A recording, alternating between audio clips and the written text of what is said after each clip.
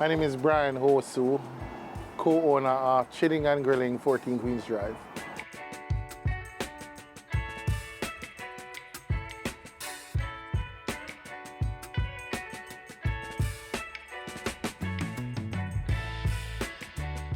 We used to do a lot of cooking for the call centers.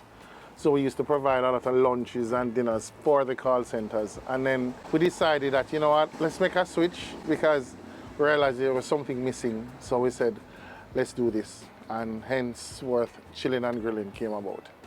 We opened in the latter part of July of this year. We have approximately 7 staff, 4 waitresses, 2 chefs, and a scullion. Once you get here, you realize it's the place, the atmosphere is very relaxing. So you end up chilling. And then we had the jerk center, so we said, you know what, let's just combine the 2 of them. We can chill and grill at the same time. Our best selling dishes are the seafood dishes, actually. There's the escovitch fish. We do a really nice escovitch lobster, which does pretty well also. Not to leave out the Jamaican food. Our oxtail is phenomenal. You know, our fried chicken is juicy, it's not dry. So, you know, come and try it and you tell me what you think. Our prices are very reasonable. A chicken is $1,200. Fish goes by the weight, so it's $2,500 per pound.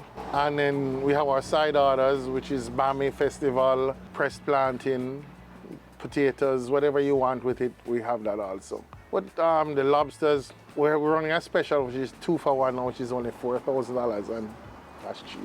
On a Friday night, we have our seafood night, where we do a lot of fish and lobster and all of that. And I get down and dirty. That's my thing.